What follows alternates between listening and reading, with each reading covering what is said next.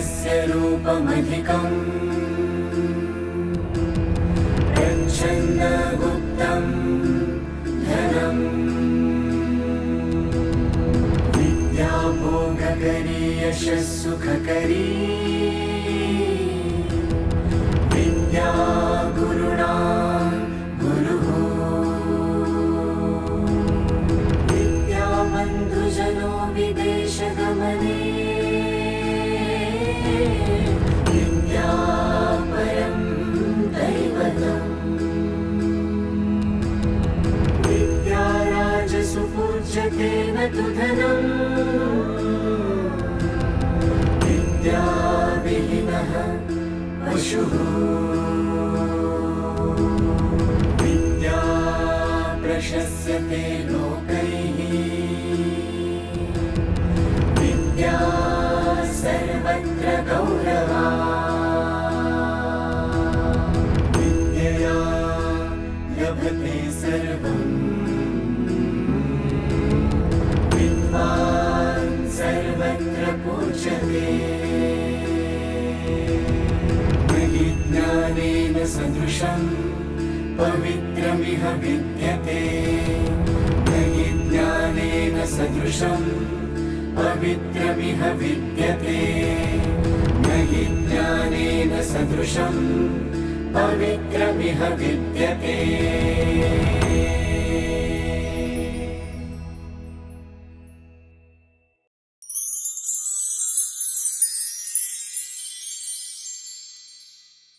Dr. Ruchi Anand is an eminent professional with an outstanding academic and professional background. Holding a Ph.D., an MBA in finance and a PGDBA in human resources, she holds over 18 years of experience in the domains of management education, training and consultancy. Additionally, she is also a certified image consultant, showcasing her versatility in the field. At present, she is working with PTVA Institute of Management as a senior assistant professor. Dr. Anand's journey is marked by a remarkable series of achievements. She has earned the prestigious President's Scholarship and excelled academically. Being a merit holder and recipient of the President Gold Medal, her commitment to excellence is evident not only in her academic pursuits but also in her practical contributions to the field. Throughout her career, Dr. Ruchi Anand has excelled a faculty member in various STEM educational institutions, crafted training modules, and actively engaged in accreditation process. She is a devoted academician, a prolific researcher with multiple published papers at various national and international conferences and seminars. Dr. Anand has a substantial body of work to her credit, with numerous publications in reputable journals, and has authored book focusing on prospective management and human resource management. Moreover, Dr. Anand's extensive professional experience and diverse interaction across multiple domains have honed her ability to effectively manage individuals and their behavior. Her outstanding communication and people skill shine through in her role as a trainer, where she conducts workshops in areas such as grooming, personality development, and communication skills. Dr. Ruchi Anand is a multifaceted professional renowned for her expertise and contribution in the realms of education, training, and consultancy. Welcome Vidyavachaspati, Dr. Ruchi Anand.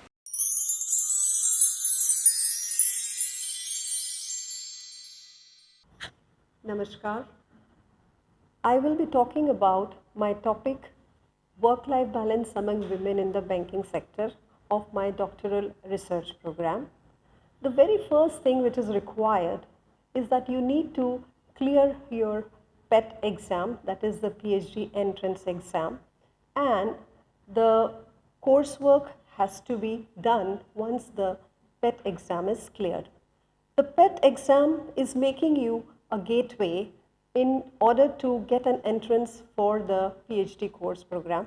And once you start with your course program, that is something really beneficial, because there are various aspects to it. Number one, it has an understanding, and at the same time it gives you a holistic view of the research.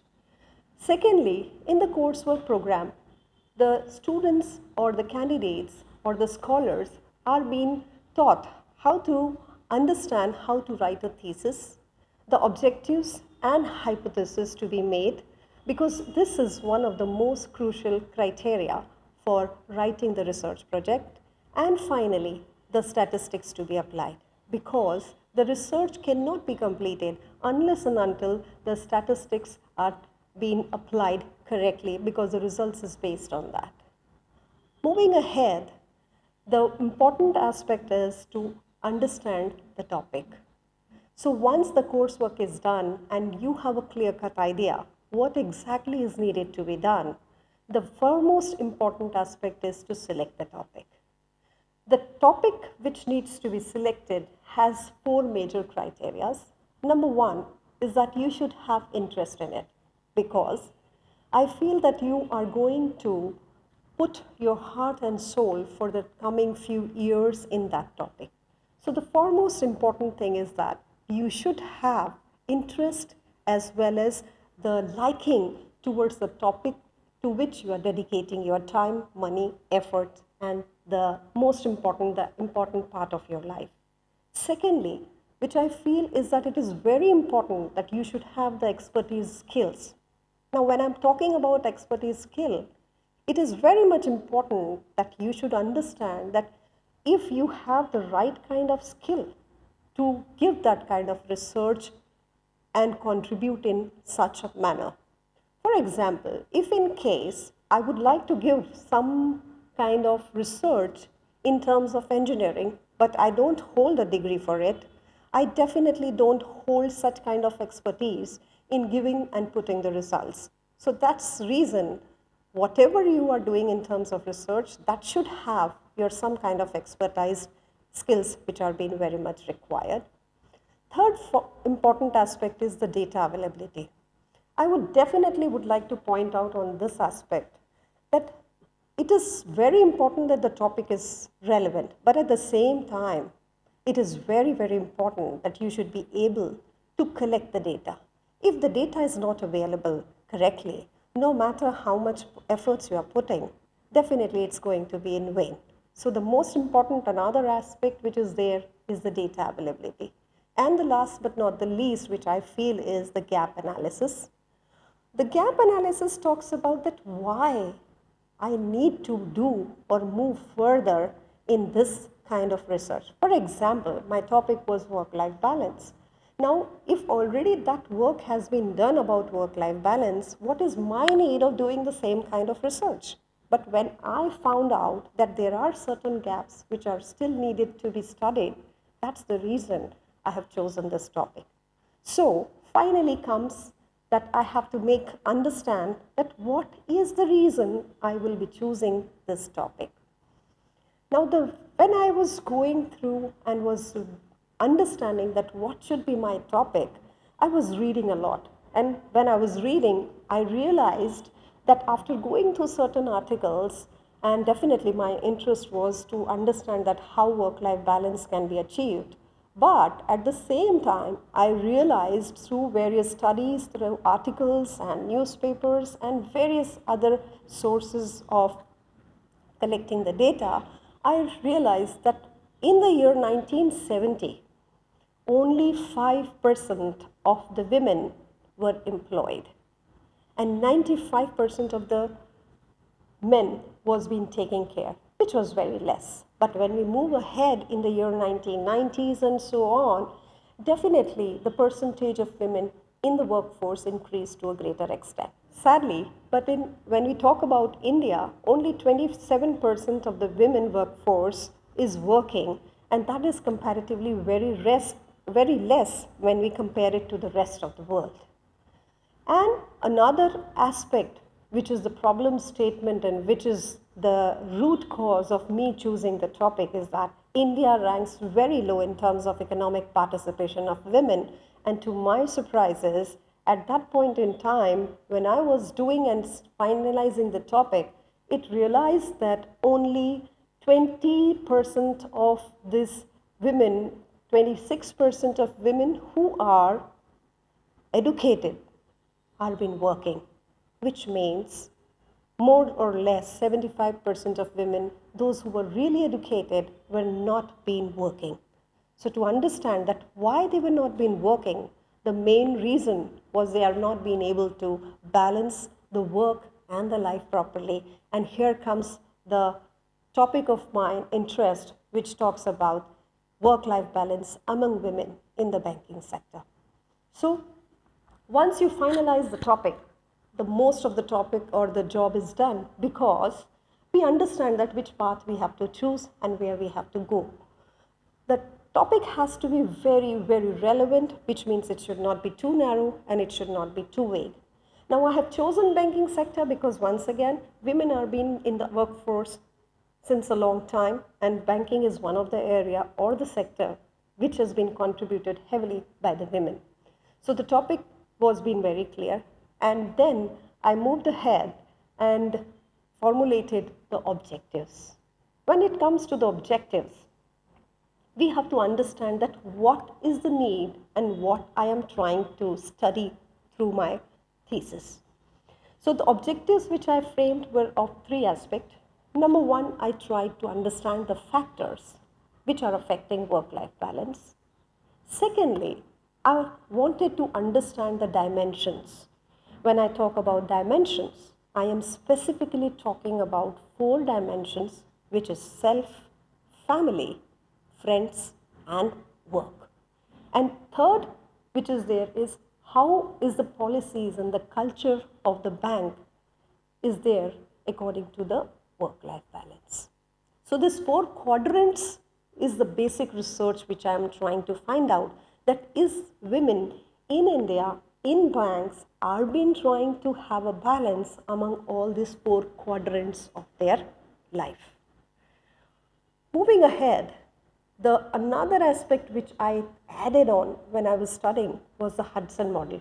Because when I was studying and going through various articles and research, a very interesting case study of Hudson, which he has done in Australia for more than 8,000 employees in the organization, it drew my attention.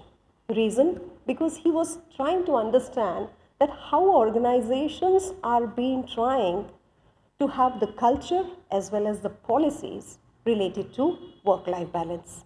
And to our surprise, once again, various countries which are developed and which are considered to be having a well work-life balance are not been doing great.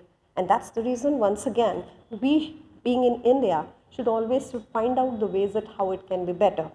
So in Hudson model, what it talks is primarily it focuses on 2 aspects about the policies and the culture.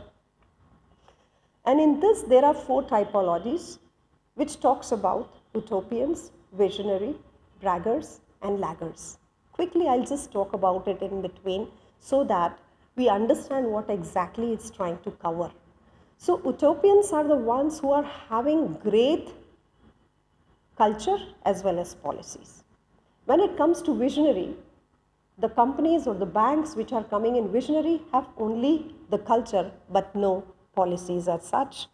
And when it comes to laggers, they are only having the the policies and not the culture, and braggers have nothing. That means we are trying to categorize the banks which are having either the culture or the policies or neither of them. So that study will make and give us a holistic view of how the organizations also are being a part in terms of their policies and culture. Moving ahead, once that has been finalized, I started the literature review.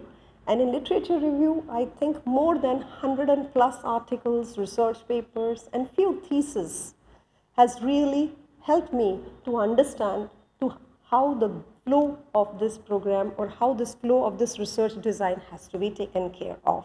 So once the literature review is done, the research aspect in all the true sense comes into picture, which talks about the questionnaire.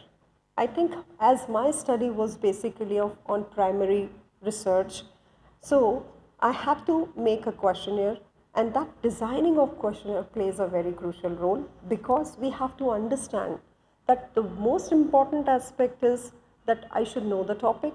Once the topic is finalized, it should come and streamline with the objectives, and based on the objectives we formulate the hypothesis, and that hypothesis should be covered, should be measured through the questionnaire, which means all these things should be in sync with each other, the objective, hypothesis, as well as the questionnaire. The bottom line is that I should be able to understand, is my questions able to answer the hypothesis which I have generated, and the hypothesis should be able to formulate the objective clearly, and the objective should be what the topic is all about. So in the reverse manner, I have to understand that all these are in sync very much with each other. Based on that, it took a lot of work to design a right kind of questionnaire which is covering all the aspects. So when I talk about questionnaire, the questionnaire was basically divided into two parts, part A and part B, wherein I tried to understand the demographic characteristics or the factors through 10 questions. So I was being very clear that what demographic information I would like to evaluate. Is it the gender, is it the education, or the designation which is making an impact on the work-life balance. Secondly, I was measuring, as I mentioned earlier, the 4 quadrants, that is the life with the family, self, friends, and work. All the 4 quadrants I need to mention. So 30 questions were based on that. And finally, as I mentioned earlier about the Hudson typology, the policies and the culture, it also had 20 questions, 10 questions each for the policy as well as the culture. That made it very clear that whatever I wanted to study has been covered in all the questions, and finally I should be able to understand that how these studies has been impacting the work-life balance. Once the questionnaire is designed, another thing which has been required is to collect the data. I have chosen 8 banks, 3 of the public sector banks, 3 private sectors, and 2 scheduled banks to collect my data, which was having the sample size of 400 women employees. And to collect that kind of sample size is not an easy task. Sometimes I personally went there, sometimes through the telephonic, or sometimes through some references I have sent, or through the mails. By this, it took a lot of time to collect that information of 400 women employees in the banks at various designations to understand that how work-life balance prevail in that banks.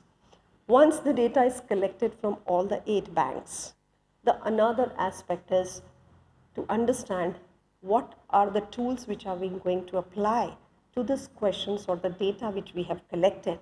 And the tools which we apply, here comes a very important role of the guide. The guide of your PhD course program or your PhD program should be the one who should be telling you which tools to be applied, whether that has been going to satisfy the need what we are trying to find out. And fortunately, my guide was from the statistics, so she was being in a position to make me understand that these are the statistical tools which are going to help you to understand and give the best of the results. So the tools which I applied was with the SPSS, and various tests has been applied, be it ANOVA, t-test, coefficient, correlation, and at the same time, it is very important that I should be doing pilot testing. When it comes to pilot testing, we require to do a kind of sample and understand that whether the results which are going to come is correct or not, because it is very difficult that once we collect the 400 or 500 kind of samples and then we realize that okay, this data is not coming to be proper. So it is very important to do the pilot testing on few of the questionnaires design and few of the samples collected, so that it should be clear that what are these tests applied and whether these tests are correct or not. So once the test, all these are applied, the results are right in front, and that's how the things are going to be clear that what are the findings related to that. When it comes to finding, we need to understand that what are the different findings. So the first thing which I mentioned earlier was I wanted to understand the demographic variable. When I wanted to understand the demographic variables, that means I was trying to understand that how is the marital status or the type of the family or the type of the organization, is it affecting? So most of the demographic variables had not much impact on the work-life balance, but few of them which has a strong impact was, number one, the type of organization, which means to my, again, understanding, I was thinking that the private organizations, which was a boom at that point in time, was having much better work-life balance, but it was on the contrary. The public sectors had much work-life balance. That's what the result came. Secondly, the monthly income. Monthly income definitely showed a strong association, and it proved that if people have good income, it is going to contribute in having better work-life balance. And especially with the women, I think what was the main cause was when they have better income, they are having more and more assistance at household work, and that might be helping them to create a better work-life balance. Another aspect which was little surprising, because in India it has been always considered that once you are married, your obligations, your responsibilities increases to manifold, and that's the reason people are not being able to have a better work-life balance. But here the results were quite different, and it has been stated that 61% of the women, those who are married, are having a better work-life balance. And another aspect which was there is definitely the type of family. Nuclear family is considered to have less of people, less of work, but that was a myth and the fallacy. The joint family, once again, win the trumpet by understanding that better the people around and better they can cooperate and can support and can have a better understanding. The second aspect which we were talking was the quadrant, which was having the four aspects, and all the four aspects, be it work, family, social or self, all the four areas has a significant association on the work-life balance of women in the banking sector. And that, I think so, should have been coming like that, because again, as I said and mentioned, there is a strong need of having a better work-life balance, and in India, especially the women, it is very, very difficult to have a proper balance in all the four areas. Moving ahead and talking about the Hudson model, which I applied and tried to understand the culture and the policy, the results were really shocking. Only 26% of the banks coming under the head of utopians, which means they had the culture and the policy. And the braggarts are almost 15%. And if I should mention, most of the, or almost 60% of the bank in India has no culture and no policy, which has given the objective right that I should be doing a lot of work-life balance research, because in India there is a dearth of it, and especially with the women, and that too in the banking sector. So banks scored really, really bad when it comes to having the work-life balance. The laggards had 40%. The backers has 15 or 16%. So almost 60% of the banks, be it private or the public sector banks, are neither having strong policies nor the culture which prevails about the work-life balance. Moving ahead, with this kind of study which has been done on the quadrants, on the typology, and on the demographic values, here comes that these are the findings, and now we move ahead that what are the suggestions we are going to make. So the suggestions which are being said was very much relevant, and the answer itself was in the findings. We tried to understand that what we can suggest to make a better work-life balance. So there should be written policies, which is very much required, and which has showcased that 60% banks have no policies. So the written policies should be there. Effectiveness of work should be given more importance than the working hours. Now here once again, another study and another survey has said that most of the time in India, it is more than 52 hours of working. Whereas if I compare it to the rest of the world, it is either 48 hours or somewhere it is in European countries it is 40 hours. So if I'm talking about work-life balance, definitely I need to talk about the number of working hours as well. And we should in India be more focusing on the number of hours not needed rather the effectiveness of the hours. Based on that, lot of findings that work-life balance policies should be provided, be it flexi time, childcare facilities, maternity leaves, or compressed work weeks. There are various other ways by which they can have the policies which are very, very effective when it comes to work-life balance. And another is definitely we, if in India, want our educated women to be a part of the workforce, definitely we need to give them a flexible arrangements, definitely, so that they can be enough positioned for their work as well as for their families.